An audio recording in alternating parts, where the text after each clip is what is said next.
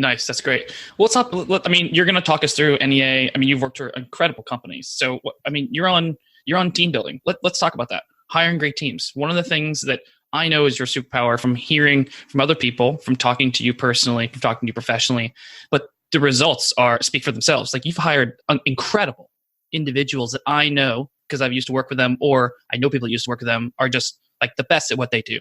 And you consistently do it time over time over time. What I'd love to hear is one, like what's that hiring philosophy that you took away from those guys, as well as, any additional things you've applied today? And then we can talk a little bit about your actual process, because clearly there's something you're doing in execution that is better than most, if not better than almost all. So what is your philosophy around hiring that you took away from those guys, as well as, how you think about it? And then we'll talk through the process, like candidate profiling strategy, how do you attract and recruit? How do you close? So we'll talk about those things as well. So cool. Okay. Cool.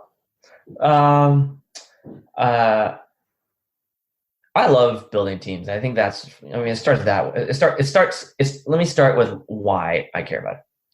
And I think for me, that's why that literally is why I think, that's where I find meaning in my life is, wow, that's cool. Bringing in high potential talent and seeing it grow and creating opportunities. And kind of, I've always thought of myself on my deathbed, if I'm seen as like the Y Combinator of talent, like I'll be really, really happy. Love it. And so because of that, I think that impacts what I look for, because I really look for people who I believe I can go on a journey together, and they can learn from me, I can learn from them, and we're going to achieve great things together. I think that's like the highest level mentality that I have. I don't look at it, no matter how senior or whether someone's a fresh out of school graduate. I think I can learn something. If I can't learn something from you, then I don't think you're a good fit. But that's how I see it. And so it's interesting. At Asana, we recently distilled down kind of like what are our sales like attributes, the hiring profile, not profile, but like what are the attributes or values, depending on how you define it, that we look for. And I was very, very involved, you can imagine, because in many ways, I think I codified the things that I really value. So there are 4 pieces that I really care about in every single person that I hire, no matter, again, like fresh out of school, or you're the region, you're going to run EMEA, right?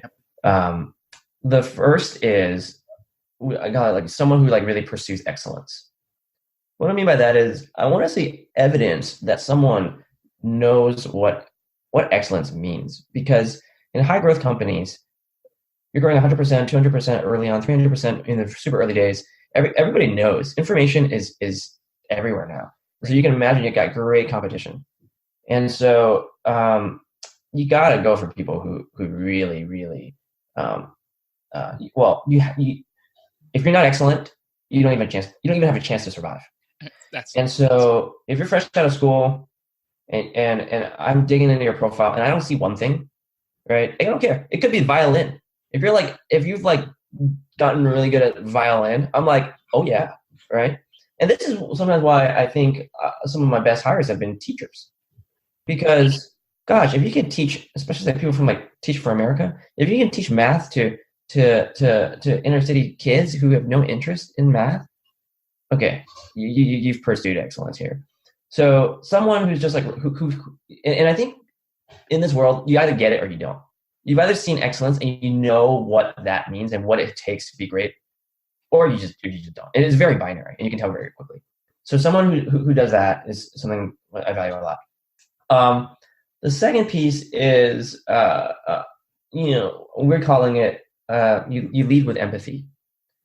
And in sales, of course, empathy, like if you don't have empathy, you're not going to understand your customers' needs and you're not going to relate to them. You're not going to build a good relationship with them. But I think a lot of this is also empathy just in terms of how you work together, right? Like in sales, you never win because of sales. This is a huge thing where I a lot of times I talk to other founders and they're like, oh, okay, it's time to monetize, or I need to hire some salespeople. Like those salespeople are going to fail. right? Because sales is just a part of a bigger engine, but you got to work together, and working together is freaking hard. It's really hard.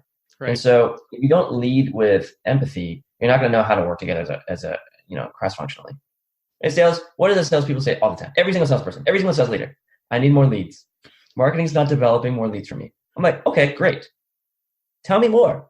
How could they be developing more leads for you? And why? Most people can't answer that. If you can't answer that, just like with a customer, you're not going to be able to partner with marketing to generate the leads that you actually want, right? It's not a transaction. So anyways, so leading with empathy, I think is something really, really important. And really, really behind that, what I'm looking for is self-awareness, right? In a fast-growing company, you don't have the time to coach every single person. You really don't. I got some managers right now who are managing 14 people because we're just growing that fast. And I couldn't hire managers fast enough. That means that of the 14 people, honestly, they're not each individually getting the top quality mentorship that say I got from 2 guys at Morgan Stanley. But if I hire people who are self-aware, they're going to teach themselves. They're going to look for ways to learn, and that combined with pursuing excellence, you're going to get good people. The third piece is what I call, we someone on our team define it as that called it do the hard. This is simple. This is like you got to grind. I mean, no one has achieved excellence without grinding away, and sales is really tough. I mean, literally, it is the definition of a grinder job. But also, and this is like, do you take shortcuts? Sometimes the hard way now is actually the easy way long term, and that's what I look for. Like, are you willing to do the hard work today so that it's easier for you later? And the last thing that we call it ascending together, which is like your ability to work as on a team. It's like the thinking like an owner, right? That's something LinkedIn, I think, is one of Jeff's big thing. It's one of my big things too. I remember when I was Morgan Stanley, that's what John Mack said when he was running the company. Now, this is a big bang, Morgan Stanley. When he first did that, I was like, yeah, how am I going to change the trajectory of Morgan Stanley as a first-year analyst? But I did think that way. I really did, and I love that. So that's kind of those are those some high-level qualities that I look for in anybody. Nice, that's awesome. One follow-up on that. Do you have a particular process that you go through when, like, let's talk about hiring directly on your own team, your directs. Do you have a particular process you go through around candidate profiling, attracting that candidate and you reaching out to them either personally or the message that you craft, going through the recruitment and interviewing process, and then closing? Do you have any tactics that you think completely set you apart from maybe what other people do just based on the results that you've gotten, that they work? No, I don't know if it's differentiated, but I'll tell you how I approach it. I think the first step is you really have to understand the nuances of the role that you're trying to hire for. This is a mistake I see a lot in companies. They say, especially early stage companies, at some point they have like 10 salespeople, they're hitting quota kind of, and they're like, okay, I need it. And then the board's like, you need a VP of sales. And then they go and then they hire Bets or some kind of recruiting firm, and they load them up with like VP sales candidates, and they just hire someone to do VP sales. And there's just that happens every day. And I think there's so many nuances to the role. What kind of sales? How do you want to build it? And what types of talent would you want this person to bring in? And so I am a big believer that you don't know how to hire for that role unless you've done that job yourself. And so for at least a quarter or two, I think as you get better, you use pattern matching and shortcut. But in the beginning, you have to do it yourself. So in the sales world, so what types of companies are you really, really going after and such. And so that's my first step.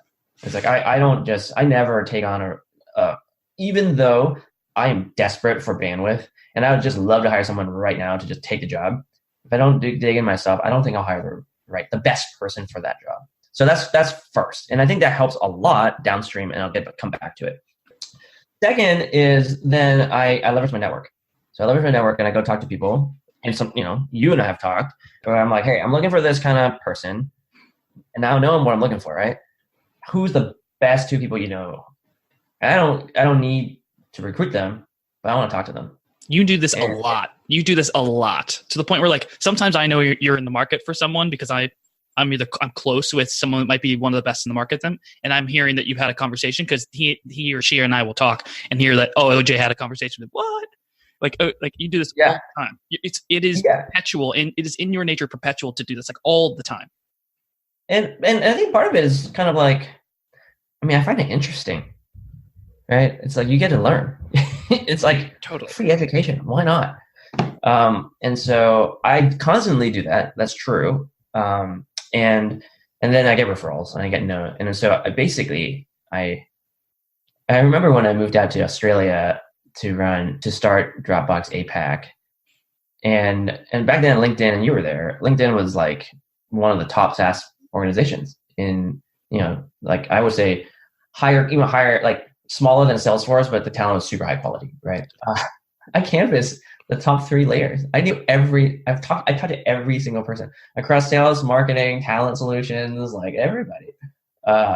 And then I kind of basically profiled and I knew who, and that's how I met, great people like Gareth. Okay, so that's step 2. Step 3 is then obviously, building that list and talking to people. And I think this is one where, I don't know if it's different, but I do it myself. I reach out. I mean, I'm looking for a head of BD right now. I'm the one who's like emailing people. I don't outsource it to a recruiter. And I think that makes a big difference, because if you're top talent, you don't want to, you want to hear from literally what you want your best shot at this person, right? So I do it myself, and I want to get in touch with these people. And I think this is where having done the job yourself for at least a quarter or two really, really makes a difference, because then now you can talk about the role in a much more sophisticated way. You're not like, I'm just hiring someone to run East Coast. Like, right? You want that person, like someone is interested when you're able to map the distinct qualities needed for someone to be successful in a certain role, and why that candidate is a perfect fit.